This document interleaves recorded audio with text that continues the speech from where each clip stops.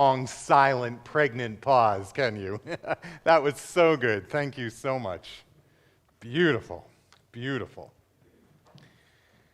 Oh my gosh, did you hear it? Did you feel it this morning? Any of you hear that thunder and lightning this morning? My gosh, I think it was about 5:50 a.m. Our entire house started to shake.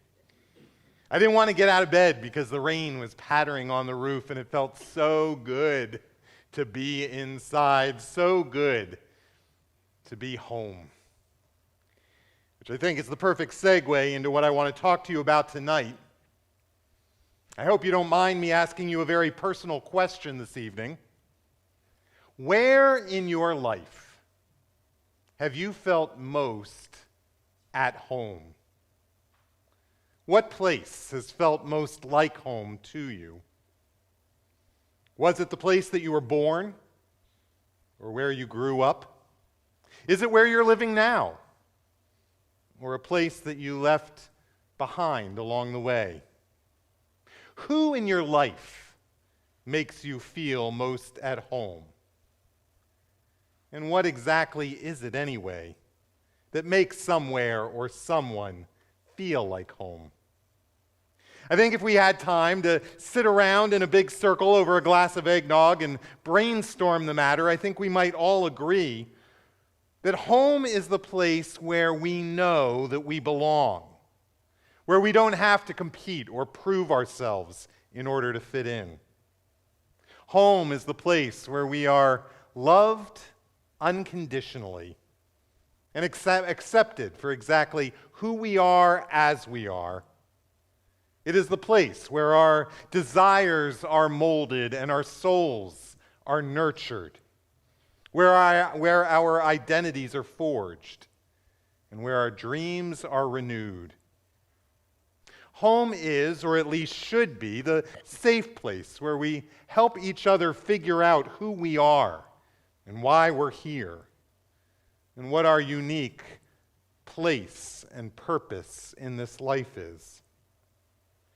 All month we have been talking about this elusive concept of home, and how ever since the Garden of Eden we've all been wandering as nomads in this world, perpetually homesick for something that can never be realized completely on this side of eternity, this side or east of Eden, as John Steinbeck puts it.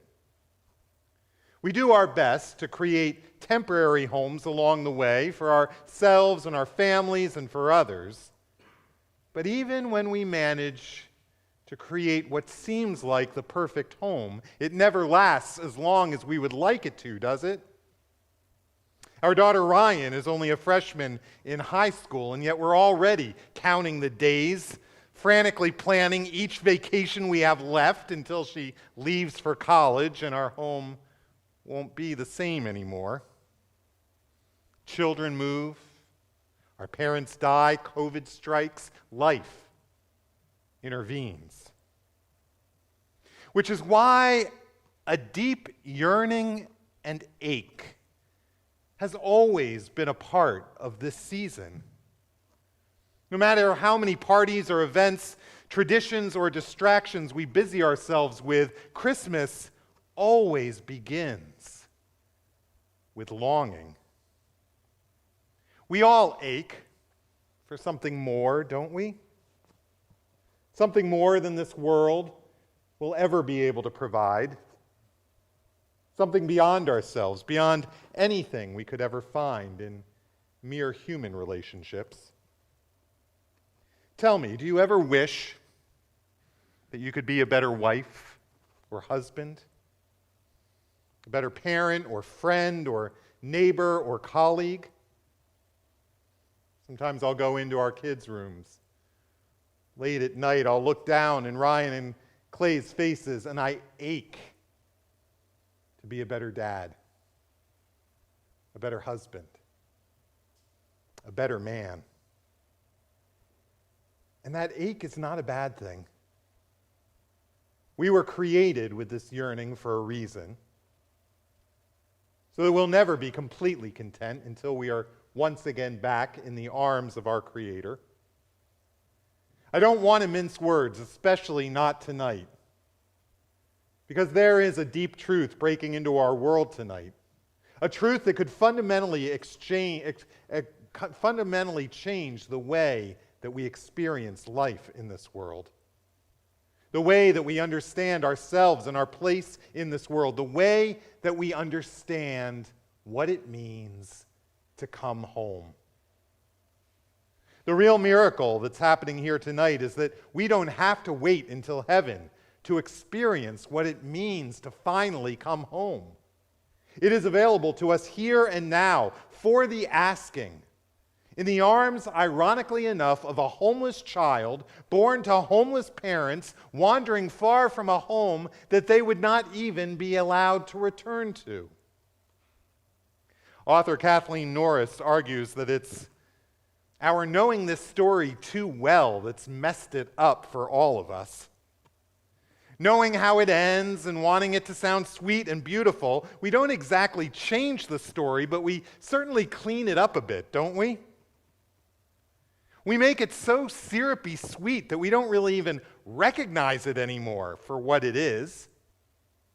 For Mary and Joseph, this night was an absolute nightmare. Probably the hardest, loneliest, scariest night of their entire lives. You know it by heart. You could have probably read along with us without him up on the screen. They arrive exhausted in some dumpy little nowhere town outside of Jerusalem. The whole town is choked with travelers, none of them there by their choice. The emperor has wanted them all to be counted and taxed, and he could care less where they sleep. You have these two frightened teenagers, poor as dirt, barely able to make ends meet. Mary, a scared, desperate, temporarily homeless, unwed mother. And Joseph, helpless and desperate himself, trying his hardest to take care of his fiancée and believe her, that she really is the first and only person in the history of humankind to conceive immaculately, whatever that means. And in those days, birth itself was always a risky and scary event, even if performed in an ideal setting with all of the necessary preparations having been taken care of. The possibility of dying on that dirty floor and leaving this child motherless was very real. And then ending up giving birth to this seemingly illegitimate child in a feeding trough, in a barn, in some alley, in some God-forsaken town.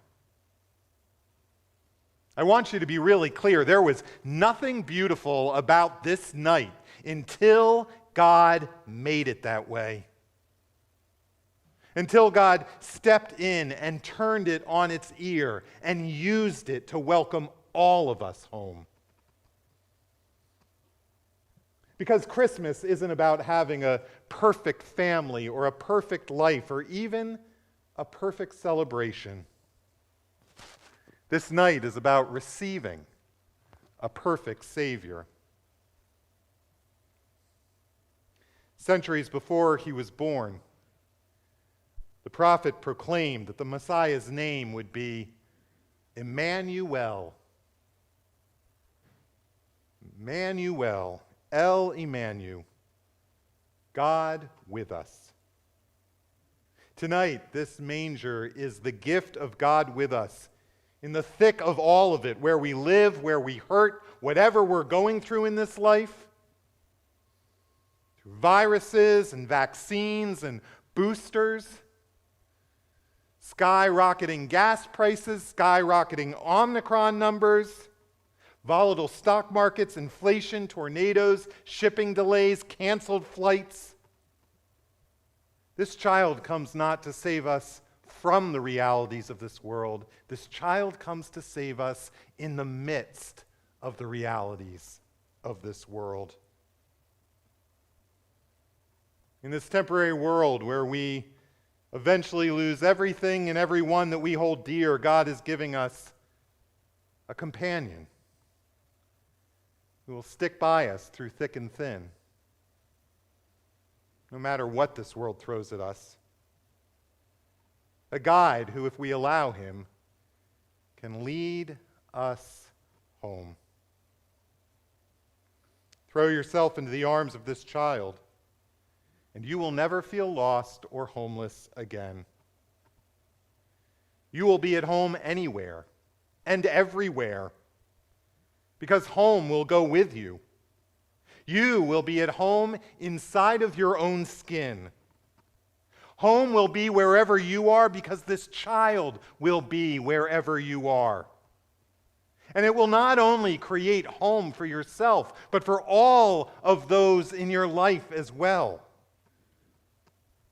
Pick up this child and hold him close to your heart, and you will never feel far from home again.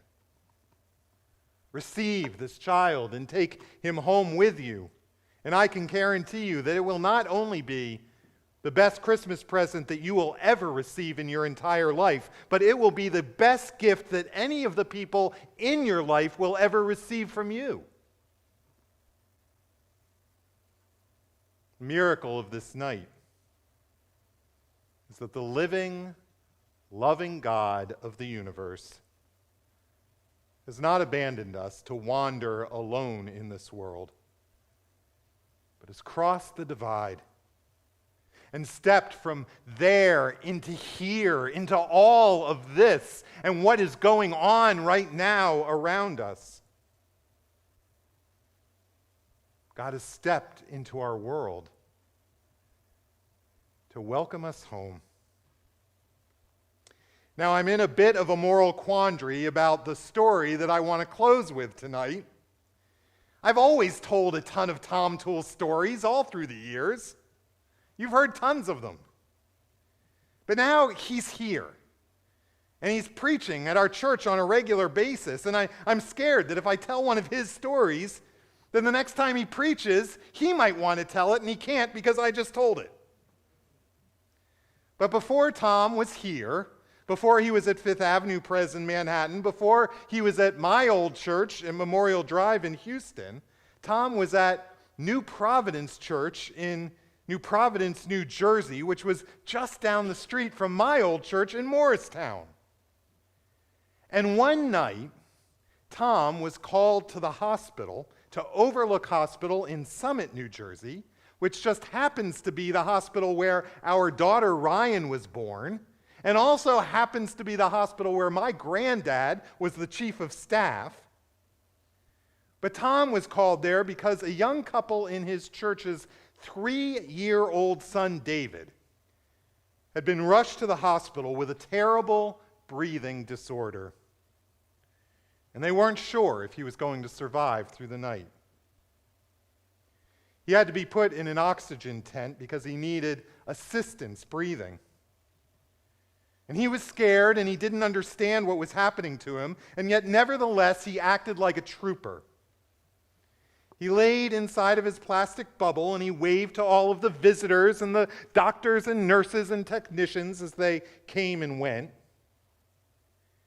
He had tubes and wires attached to his arms and nostrils and chest as the doctors monitored his worsening condition. Well, Tom came and he visited with them, and after he was done, David's mom said to the young boy, "I'm just going to walk Dr. Toole down to the elevator. I promise I'll be right back." But when they got to the end of the hall and Tom pushed the button, suddenly they heard a blood-curdling scream. David was screaming at the top of his lungs. They ran back into the room as fast as they could, but they found him in a complete and total panic. His mother had left him, and he was worried about whether she was going to come back, and he had pulled the IVs and the wires out of his arms and his chest, and he was screaming and flailing his arms and legs wildly. He didn't know what to do or where to turn. He had sweat pouring from him, and he was a total wreck. The doctors and the technicians immediately rushed into the room. But once they were there, they hesitated, uncertain how to proceed. They weren't supposed to enter the tent. A couple of them ran over to the monitors to see what his vitals were. Others paused anxiously, just peering in from the outside, not sure exactly what they ought to do. But David's mother had no such hesitation. She knew exactly what she needed to do. Without a second thought, here comes our fire patrol. Thank you, Catherine. It's okay. Yeah. Some of them are more feisty than others. These doctors, they didn't know exactly what to do, but David's mother had no such hesitation or qualms. She knew exactly what she needed to do. Without a second thought, she unzipped that tent, kicked off her shoes, and stepped inside. She opened her arms, and David crawled right into them. Tom says that he'll never be able to get the image out of his mind as this mother held her little boy. She put a cold compress to his brow, and his perspiration started to go away, and his arms and legs, which had been flailing, immediately calmed down. And in just a few moments, the boy fell fast asleep in his mother's arms.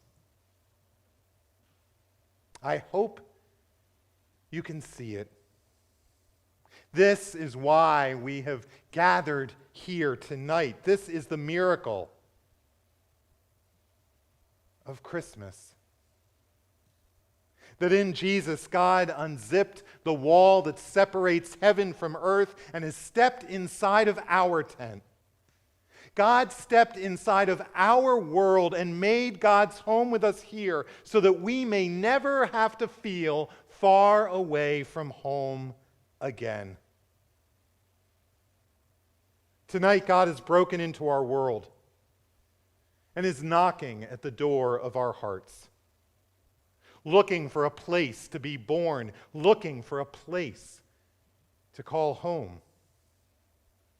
And the question tonight for all of us is the question that I believe that we have all come here to ask ourselves again